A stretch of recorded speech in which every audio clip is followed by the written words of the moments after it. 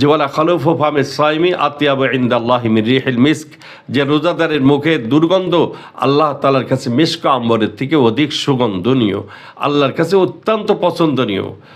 রসুল করিম সাল্লাল্লাহু আলাইহি ওয়াসাল্লাম এজন্য বলছেন ওয়াসিয়ামু জুন্নাহ, ও আমার উম্মত জেনে রাখো এই রোজা কাল কিয়ামতের ময়দানে জাহান্নাম থেকে বাঁচার জন্য ঢাল স্বরূপ।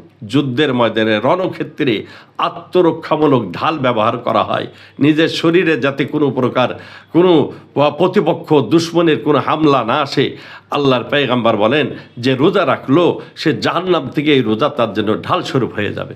ওয়াইদা কানা ইয়াউমু সাওমি আহাদিকুম ফালা ইয়ারফাস ওয়ালা ইয়াসখাব, নবীজি বলেন যে ব্যক্তি রোজা রাখবে, হে আমার উম্মাত শুনে রেখো, এই রোজার কিছু আদব আছে, কিছু রোজার করণীয় বস্তু আছে, কিছু বর্জনীয় বস্তু আছে।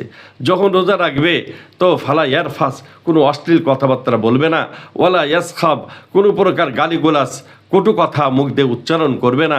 ফাইন সাবাহু আহাদুন আও কাতালাহু, যদি কোনো ব্যক্তি রোজাদার ব্যক্তিকে গালিগালাজও করে, এমনকি কেউ যদি মারমুখী হয়ে তার সাথে লড়াই করার জন্য প্রস্তুতি গ্রহণ করে, আল্লাহর পয়গম্বর বলেন ও আমার উম্মাত, রোজা একটা সংযমতা অবলম্বনের মাস। রোজা এমন একটি ইবাদত যার দ্বারাই বান্দা তার নিজেকে নিজে কন্ট্রোল করবে। অতএব কেউ যদি গালিগুলাজ করে, কেউ যদি মারমুখী হয়ে তার প্রতি উদ্যত হয়, ফারিয়াকুল ইন্নিম রম সাইম, যে আমি একজন রোজাদার ব্যক্তি, অতএব আমি তোমার কথার পাল্টা উত্তর দেব না, আমি তোমার সাথে কোনো বাকবিতণ্ডে লিপ্ত হব না। আমার বন্ধুগণ, মাহে রমজানুল মুবারকের প্রতিটি মুহূর্ত অত্যন্ত দামি একটি সময়। আল্লাহ তাআলার কাছে এ মাসে আল্লাহর রহমত বেশি বেশি কামনা করব, আল্লাহর কাছে ইস্তেগফারের আমল বেশি বেশি করব। আস্তাগফিরুল্লাহ আল্লাযী লা ইলাহা ইল্লা হুয়াল হাইয়ুল কাইয়্যুম ওয়া আতুবু ইলাইহি, ইস্তেগফারের আমলটা বেশি বেশি করব।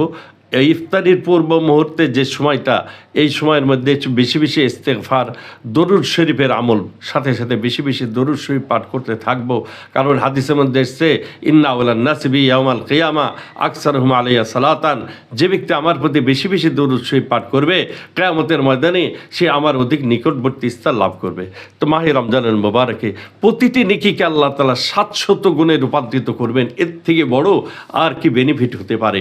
এজন্য এই মাসের বাকি যে সময়টুকু পাই, যতটুকু আল্লাহ হায়াত রেখেছেন, বলা যায় কি এ রমজান মাস তো আমার জীবনের শেষ মাসও হয়ে যেতে পারে। আগামী রমজান আসবে, হয়তো এই জমিনে আমি থাকবো না।